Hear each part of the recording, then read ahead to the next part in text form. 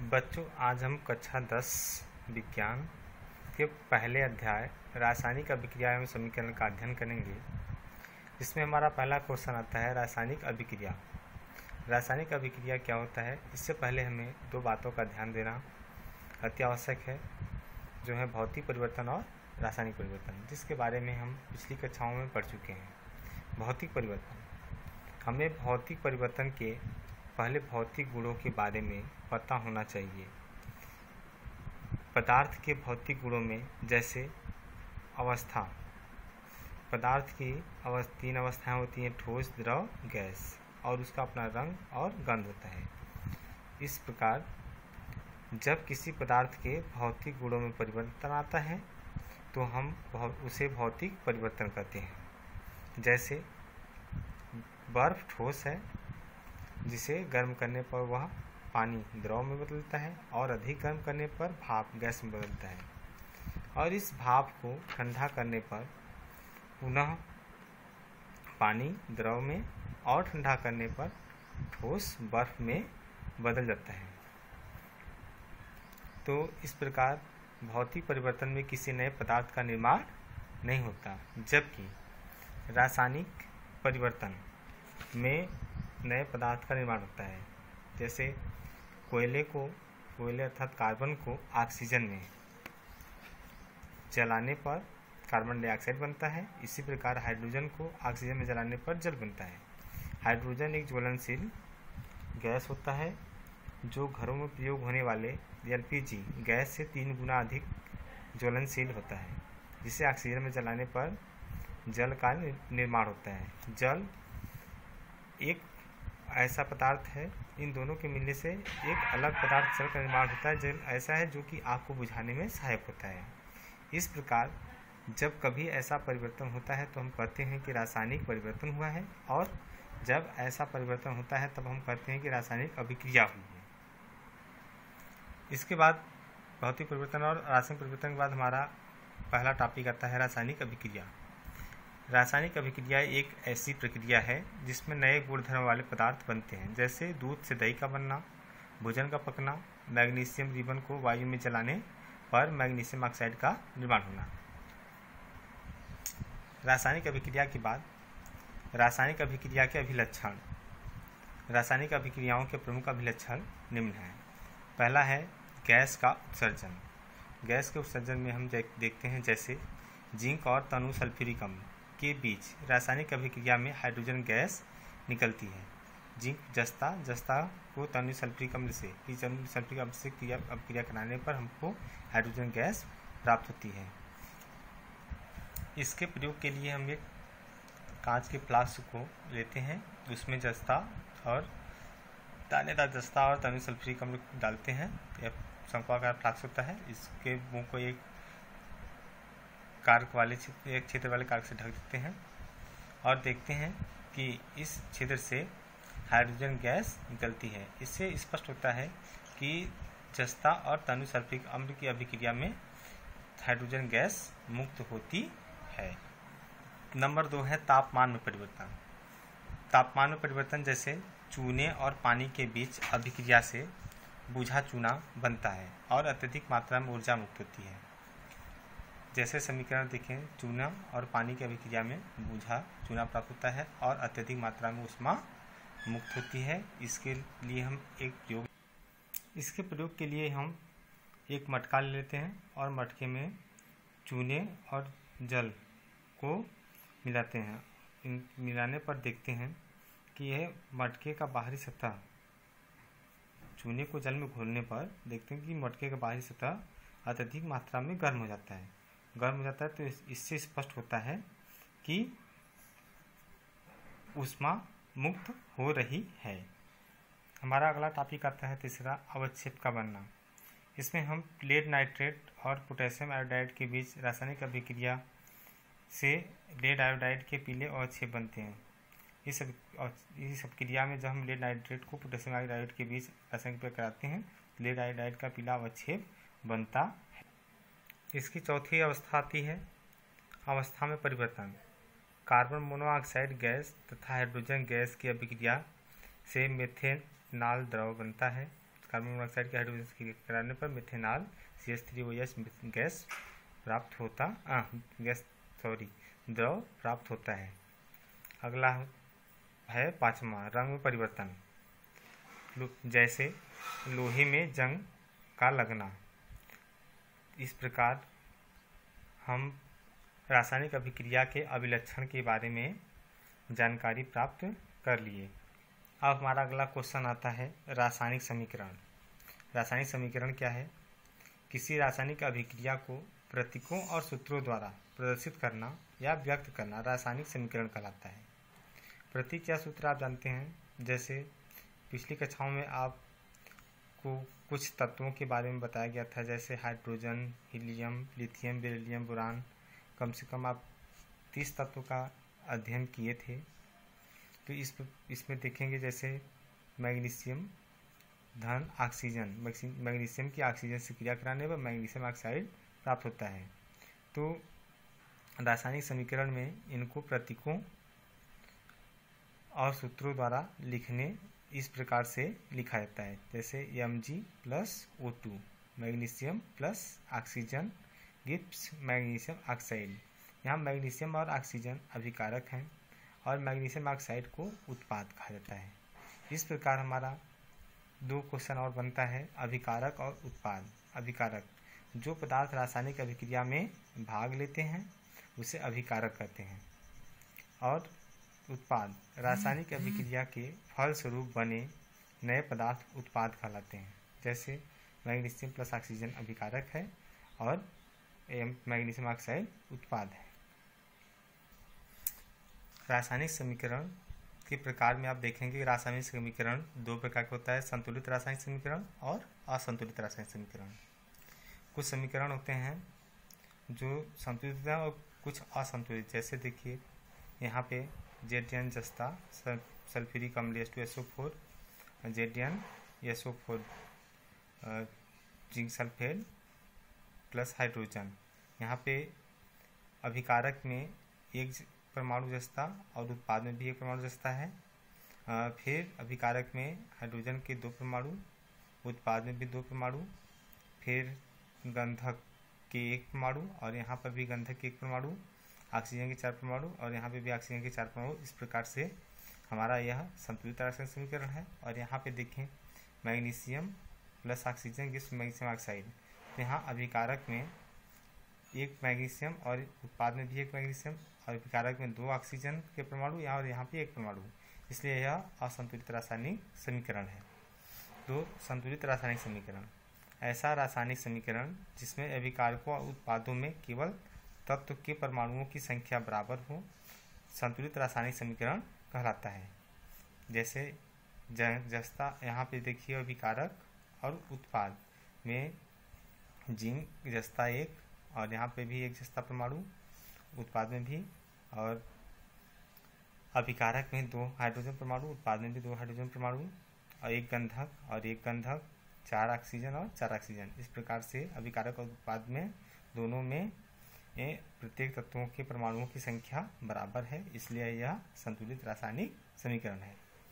असंतुलित रासायनिक समीकरण ऐसी रासायनिक समीकरण जिसमें अभिकारकों एवं उत्पादों में 1 या अधिक तत्वों के परमाणुओं की संख्या असमान हो, असंतुलित रासायनिक समीकरण कहलाता है। जैसे मैग्नीशियम प्लस ऑक्सीजन की मैग्नीशियम ऑक्साइड। यहाँ पे देखिए 1 मैग्नीशियम 2 हाइड्रोजन ऑक्सीजन और 1 ऑक्सीजन। तो अभिकारक और उत्पाद दोनों में परमाणुओं की संख्या, तत्वों के परमाणु की संख्या समान नहीं है, इसलिए यह असंतुलित रासायनिक समीकरण है। इसके बाद हमारा एक क्वेश्चन आता है, प्रत्येक रासायनिक समीकरण को संतुलित करना आवश्यक क्यों है? यहाँ पे द्रव्यमान संरक्षण का नियम आता है। द्रव्यमान संरक्षण का नियम है, किसी भी भौतिक या रासायनिक परिवर्तन में न तो द्रव्यमान पैदा किया जा सकता है और न ही नष्ट किया जा सकता है।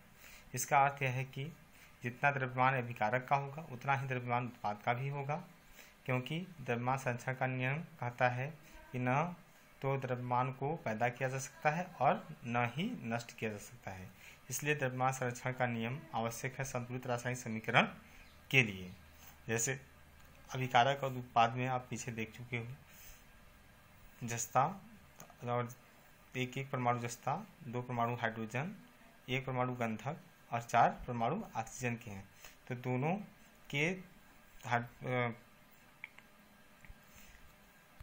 दोनों में तत्वों के परमाणुओं की संख्या समान है। अतः द्रव्यमान संरक्षण के नियम के अनुसार हमें रासायनिक समीकरण को संतुलित करना आवश्यक होता है, माना गया है। अब आगे क्वेश्चन आता है हमारा, समीकरण को संतुलित करने की आवश्यकता। समीकरण को संतुलित करने की आवश्यकता क्यों होती है? इस पर द्रव्यमान संरक्षण के नियम के अनुसार किसी भी रासायनिक अभिक्रिया में द्रव्यमान का न तो निर्माण होता है और न ही विनाश। अर्थात किसी भी रासायनिक अभिक्रिया में उत्पाद तत्वों का कुल द्रव्यमान अभिकारक तत्वों के कुल द्रव्यमान के बराबर होता है। उत्पाद और अभिकारक आपको पता ही है। अतः रासायनिक अभिक्रिया के पहले और बाद प्रत्येक तत्वों के परमाणुओं की संख्या समान रहती है। इसलिए हमें कंकाली समीकरण को संतुलित करना आवश्यक है। अब यहाँ बात आता है कंकाली समीकरण। कंकाली समीकरण क्या होता है? कंकाली समीकरण जिसमें हम केवल अभिकारकों और उत्पादों के रासायनिक सूत्र लिख देते हैं बिना संतुलित किए हुए। कहने का अर्थ यह है कि कंकाली समीकरण वह समीकरण होता है जिसमें हम केवल अभिकारक और उत्पादों के समीकरण सूत्र लिख देते हैं, प्रतीक लिख देते हैं, उसे संतुलित नहीं करते। वह संतुलित नहीं होता, असंतुलित होता है। जैसे मैग्नीशियम के 1 परमाणु और ऑक्सीजन के 2 परमाणु 1 परमाणु अभिकारक और उत्पाद में, यह संतुलित नहीं है। इसको हम क्या कहेंगे? कंकाली समीकरण। इस समीकरण को ही हम कंकाली समीकरण के, यदि यह संतुलित समीकरण होता तो इसको हम कंकाली समीकरण नहीं करते। हमारा अगला क्वेश्चन आता है रासायनिक समीकरण को लिखने के निर्देश। इसके निम्न निर्देश है। पहला है, रासायनिक अभिक्रिया को लिखने के लिए समीकरण में सर्वप्रथम अभिकारक लिखकर तीर का निशान लगाया जाता है। उसके बाद उत्पाद लिखा जाता है। जैसे अभिकारक के बाद तीर के निशान लगा करके हम उसके आगे उत्पाद को लिखते हैं। नंबर 2, अभिकारक और उत्पाद की संख्या 1 से अधिक होने पर उनके बीच जोड़ का चिन्ह धन लगाया जाता है। जैसे कार्बन और ऑक्सीजन, यहाँ पे अभिकारक 1 से अधिक है तो दोनों के बीच हम धन का चिन्ह लगाते हैं। इसके बाद उत्पाद को लिखा जाता है। अगर उनमें भी संख्या अधिक है तो वहाँ पे भी धन का चिन्ह लगाया जाता है। नंबर 3, रासायनिक समीकरण को संतुलित करते समय हम किसी भी तत्व या यौगिक का सूत्र परिवर्तित नहीं कर सकते। कहने का अर्थ यह है कि चूने का जल से अभिक्रिया कराने पर हमें बूझा चूना प्राप्त होता है और ऊष्मा प्राप्त होती है। तो यहाँ पे हम बूझा चूने का सूत्र या चूने का सूत्र को बदल नहीं सकते, परिवर्तित नहीं कर सकते। अगला है, समीकरण को संतुलित करने के बाद अभिकारक तथा उत्पाद की भौतिक अवस्था को बताने के लिए उसके साथ कोष्ठक में ठोस के लिए यस, द्रव के लिए यल, लिक्विड तथा गैस के लिए जी लिख देते हैं। अभिकारक तथा उत्पाद जब जलीय विलयन के रूप में होते हैं तो उसके लिए कोष्ठक में AQ लिखते हैं, इक्वेटिक। जैसे CaO कैल्शियम ऑक्साइड, यह आपका ठोस होता है, इसके लिए यस। H2O जल द्रव है, इसके लिए यल कोष्ठ में। इसके बाद CaOH जलीय विलयन होता है, इसके लिए कोष्ठ में AQ लिखा जाता है। तो इसको इस प्रकार से लिख सकते हैं, CaO कोष्ठ में यस प्लस H2O कोष्ठ में यल गिव्स COH कोष्ठ में AQ। अगला पॉइंट आता है, जब अभिक्रिया अनुक्रमणीय है। अभिक्रिया के अनुक्रमणीय होने पर अर्थात दोनों दिशाओं में होने पर तीर का निशान दोनों दिशाओं में इस प्रकार लगाया जाता है। अगला पॉइंट, अभिक्रिया उत्पन्न होने के लिए आवश्यक ताप, दाब तथा उत्प्रेरकों को तीर के निशान के ऊपर लिखा जाता है। अर्थात अभिक्रिया को संपन्न करने के लिए उसमें जो भी आवश्यक ताप, दाब, उत्प्रेरक की आवश्यकता होती है उसको हम तीर के ऊपर यहाँ पे लिख देते हैं। इस तरह हमारा अगला क्वेश्चन आता है, रासायनिक समीकरण की विशेषताएं। रासायनिक समीकरण की विशेषताएं निम्न प्रकार से हैं। नंबर 1, अभिकारक और उत्पाद के बारे में संपूर्ण जानकारी। रासायनिक समीकरण से हमको अभिकारक और उत्पाद के बारे में संपूर्ण जानकारी मिल जाती है। जैसे अणुओं की संख्या, द्रव्यमान आदि मिलती है। जैसे carbon plus oxygen gives carbon dioxide plus ऊष्मा, इसी तरह से हाइड्रोजन प्लस ऑक्सीजन गिव्स जल। तो यहाँ पे 2 हाइड्रोजन अणु हैं, तो 2 कूड़े हाइड्रोजन का परमाणु क्रमांक 1 होता है, फिर गुणे 2 हाइड्रोजन परमाणु है। तो इस प्रकार 2 यहाँ कोष्ठ लगा देना चाहिए था, 2 × 1 × 2 पर हाइड्रोजन का परमाणु क्रमांक 1 होता है, 2 अणु है। तो इस प्रकार 2 × 2 2 दूनी 4 धन 2 गुणे ऑक्सीजन का परमाणु भार 16 दूनी 32। यहाँ परमाणु क्रमांक नहीं, हाइड्रोजन का परमाणु भार 1 ही होता है, परमाणु क्रमांक भी 1 होता है, 1 ही होगा। इस प्रकार जल में 2 गुणे हाइड्रोजन का परमाणु भार 1 धन ऑक्सीजन का परमाणु भार 16। तो 2 × 2 16 2 18 18 दूनी 36। इस प्रकार हम देखेंगे अभिकारक और उत्पाद दोनों का द्रव्यमान 36 यूनिट और 36 यूनिट बराबर है। अगला पॉइंट आता है पदार्थों की भौतिक अवस्थाओं के बारे में जानकारी मिलती है। रासायनिक समीकरण से हमको पदार्थों के भौतिक अवस्थाओं के बारे में जानकारी मिलती है। जैसे पदार्थ ठोस है, द्रव है कि गैस है, इसके बारे में हमको जानकारी मिलती है। यहाँ देखिए हाइड्रोजन गैस है तो पोस्ट में G लिखा है। फिर ऑक्सीजन गैस है तो यहाँ पे भी G लिखा है, और जल द्रव है तो यहाँ पे L लिखा है। अगला तीसरा पॉइंट है अभिक्रिया को संपन्न होने के लिए रासायनिक समीकरण की अभिक्रिया को संपन्न होने के लिए आवश्यक ताप, दाब, उत्प्रेरक आदि की जानकारी भी हमको मिलती है। जैसे कार्बन और ऑक्सीजन की अभिक्रिया में से कार्बन डाइऑक्साइड बना, तो इसमें किस उत्प्रेरक का प्रयोग हुआ वो तीर के ऊपर लिखा होता है, उसकी जानकारी भी हमको समीकरण के माध्यम से मिल जाती है। लास्ट रासायनिक समीकरण की विशेषता है कि रासायनिक अभिक्रिया का ऊष्माक्षेपी, ऊष्माशोषी या अनुक्रमणीय होने का भी पता रासायनिक समीकरण से हमको लग जाता है। जैसे कार्बन की ऑक्सीजन से क्रिया हुई तो कार्बन डाइऑक्साइड बनती है, तो यहाँ पे ऊष्मा मुक्त हो रही है, तो यह एक ऊष्माक्षेपी अभिक्रिया है। यदि ऊष्मा जैसे कैल्शियम कार्बोनेट से calcium oxide plus carbon dioxide बनता है, तो यहाँ पे ऊष्मा मुक्त हो रही है, तो यह ऊष्मा अवशोषित हो रही है, मुक्त नहीं सॉरी ऊष्मा अवशोषित हो रही है, तो यह ऊष्माशोषी अभिक्रिया कहलाती है। कहने का अर्थ यह है कि यदि ऊष्मा अभिकारक में अवशोषित होती है तो उसको ऊष्माशोषी अभिक्रिया कहता है। यदि ऊष्मा उत्पाद में मुक्त होती है तो उसको ऊष्माक्षेपी अभिक्रिया कहा जाता है। इस तरह हमारा आज का पहला क्लास खत्म हुआ। इसके आगे